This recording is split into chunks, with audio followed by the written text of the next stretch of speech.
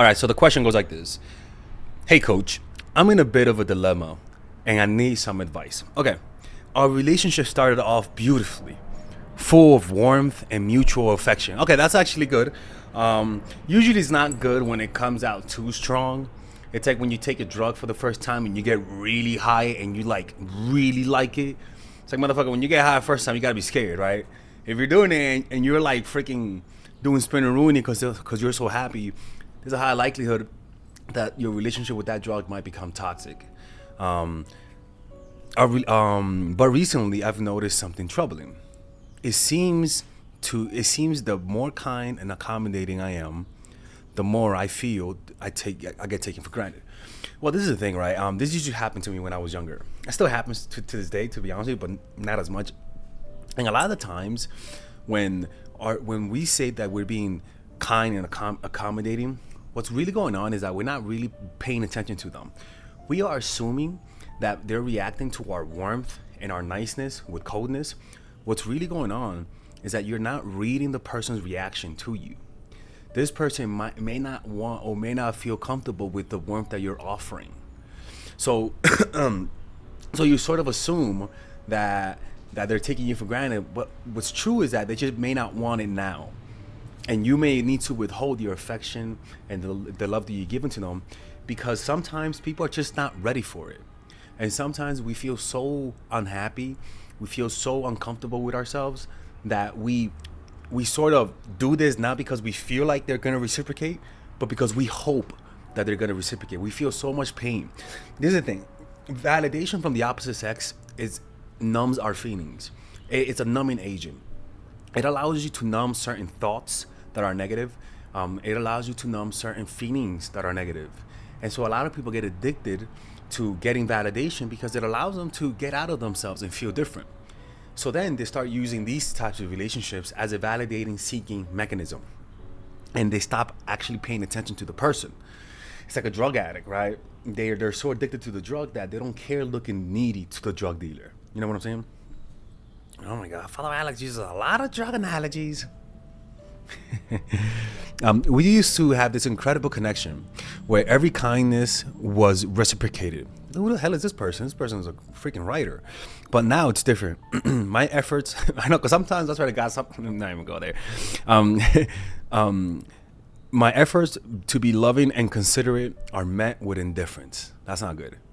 It's like the very qualities that brought us together are not causing a rift between us. It's funny because I talked about it yesterday. There's a video where the thing that draw people to you is the thing that will eventually push them away. The thing that they love most about you now might be the thing that they'll end up hating about you the most, right? Because that's what happens.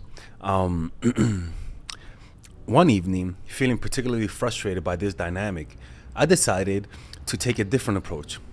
Okay. Instead of my usual attentive self, I became distant, colder even. Okay, so you were experimenting. This is okay. This is interesting. Most people don't experiment like this. This is okay. All right. So surprisingly, their reaction caught me off guard, and that's what happens, right? It catches you off guard. You don't assume they're gonna react that way. Wanna know why? Because we just don't understand human nature. Sometimes people like us, but because we're so suffocating, we're so and the thing is that there's nothing wrong with being suffocating, but you have to pay attention to them. You have to pay attention when your attention suffocates them, so that then you could react to them and pull away. The problem, and this is what tends to happen when you don't like the person, or when you like them enough but not so much where you're infatuated, that you have this your ability to sense when they want distance is a little bit more sharper when you don't like them. And that's why a lot of the times when the relationship starts off slow, meaning you don't like them too much, but then over time you like them, those relationships work out because you don't end up suffocating them, right? You're still kind of above the water and be able to sense when they need distant. And so doing that and doing that for a while, it allows them to actually grow in what they feel about you. But when you're so freaking like infatuated by them, when you start acting like a creepazoid, you end up ruining a lot of good things because you're suffocating them. You're putting too much burden on them.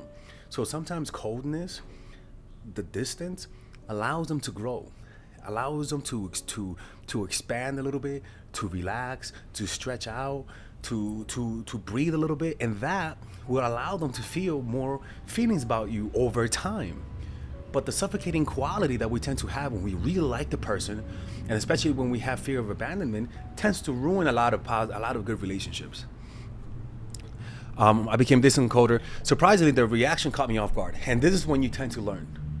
This is when you tend to learn my strategies. When you do this, you're not expecting a positive result. That's a problem. That's why a lot of people struggle doing these strategies, because they just don't expect it's gonna work. You get what I'm saying? But that's why you have to take the risk.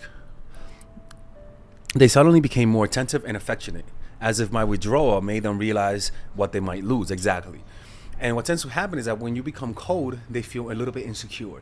And insecurity causes people to pay deeper attention to little details, to pay more attention to the little things, little reactions. And they start to add up little clues that may not belong together, but their brain starts to look for a reason why you're acting this way, because you become unpredictable. And this becomes a challenge, and it engages more of their brain and engages more of their emotions, and they become more reactive, right? And that's the power of coldness. Coldness causes them to pay more attention to you, right? Coldness causes them to pay deeper attention to you. This reaction has left me conflicted. It feels manipulative to withhold my true nature, your creepy nature, huh? Right? Like, relax, man. Finally getting something good and you feel uncomfortable, huh? Feels manipulative to withhold my nature just to gain respect and affection. Yet my warm, generous self seems to push them away. How can I navigate this without compromising who I am? You're not compromising who you are. You're just withholding certain things from time to time. It's not manipulative. You're giving them space. You're giving them space to breathe. That's not manipulation. That's actually giving people autonomy. The problem is that you see this as manipulation. I see this as you doing them a favor, as you giving them space, as you giving them that space to just stretch out a little bit and wonder. Manipulation is when you coerce people, when you evilly threaten people, when you have no intentions of being with them, but you're trying to get their attention. That's manipulation. But when you're like giving them distant, for example, you might see them and they might seem physically cold with you and they want some distance. What are you gonna do? Get more close? Like sometimes you talk it up, but sometimes when you notice that this person wants distance, you give it to them. It's not manipulation. It's just learning how to read people. Right? And what's really going on here is your guilt, right? You're only thinking of yourself. Think about him. What does he want? Yeah, he wants you, but at the same time, he wants to want you. I can promise you, right? I don't know, what is it, a he or she? I don't even know what the hell, who nobody even talked about their gender here. All right, whatever. They, she, he, I don't know. But, like, they want you to, they want to want you. But when you're so there, so coldness gives them the ability to appreciate you, the ability to return to a state of wanting, and people want that. You know, people don't like not feeling that intense feeling for you, right? And that usually happens when they just get acclimated to you.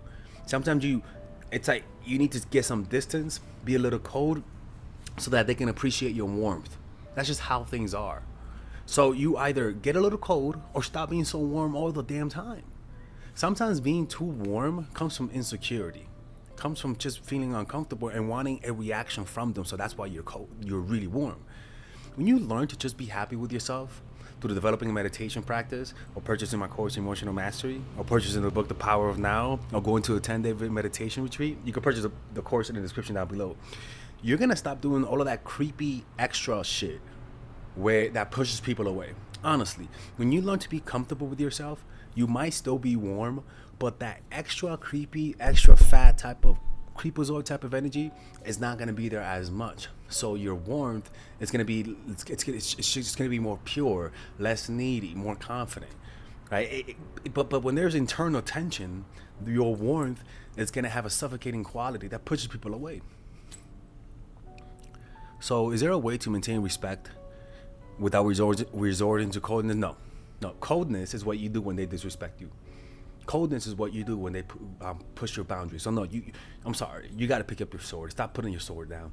A lot of people want to win the war without bloodshed. That's not how it works, right? Get over that morality. Coldness is important. The world is polarity. You need winter. You need fire, right? You need love, but you also need a little bit of hatred sometimes when it's appropriate. So you got to stop seeing it as manipulation. How do I navigate without compromising who I am? You compromise who you are when you accept disrespect. So it's either accept disrespect, accept coldness from other people, or give the coldness. It's one of those two. I don't want to play games, but I also don't want to be taken advantage of. What do I do? How do I find a balance? That's what you do, man. When they clearly disrespect you, that's when you start acting cold. When there's a moment of clear injustice, that's when you start acting cold. But if they don't disrespect you, you don't do this. That's just how that works. Most likely, they disrespected you, and that's why coldness worked. They said, okay, finally this person woke up. Finally this person developed a backbone. And they're like, okay, let me give this person respect. The only reason why your coldness worked is because 100% most likely they see you as someone who takes disrespect. And you finally stood up to them, and they finally said, you know what? This person deserves respect. You show people you deserve respect through your coldness, not your warmth. Your warmth is what shows people your human, your nice human side. And what draws people in. But it's your coldness that is what keeps people there, because it shows that you actually have some defensive mechanisms within yourself, which means you have some high self-esteem. All right. Anyways, hopefully you guys enjoyed this video. If you guys want to work with me one-on-one, go to mindfulattraction.org. All right, people, if you guys enjoy that type of content, if you guys want to work with me one-on-one, and you guys have some situations you guys want me to answer, maybe somebody's playing you, maybe somebody doesn't like you, maybe you want to make somebody like you, maybe you want to tell me your situation and see what I think, you guys can click on the description down below and purchase a one-on-one phone coaching call with me that is completely confidential and nobody knows about it. And there I'll be able to give you my personal opinion about your situation. And at the end of the day, when you work with me, you're gonna get answers. All right. The point is that you're not gonna waste your time. If you guys want to do that, click on the description down below. Those are the one-on-one private confidential phone calls. And if you guys want to be able for me to answer your questions, like you see in my videos where I answer questions, you guys can book an email coaching session, which is more affordable, and you guys can change things around, and nobody will know it's you. And there you'll be able to get a one-on-one type of coaching, and I'll be able to post it on YouTube. And the beauty about it is that nobody finds out, because you could just change your name, people. You say you're in China, I'm gonna say you're in Australia. Nobody's gonna find out, people. Now, I wanna make it clear. The private one-on-one phone call are private, confidential. The email coaching calls, as you guys can see, are things that I post on YouTube. They're more affordable, and they let me post a video on it. As long as you change things around, nobody will know it's you. So don't be shy, man. I love working with people, and at the end of the day, it's my passion to help people. You guys have no idea how happy this makes me to be able to help you guys at an individual basis. And at the end of the day, you're gonna get my honest advice. A lot of people bullshit you just to bring you back as a customer. If you guys are looking for that honest advice, this is the guy for you. Okay? See you guys.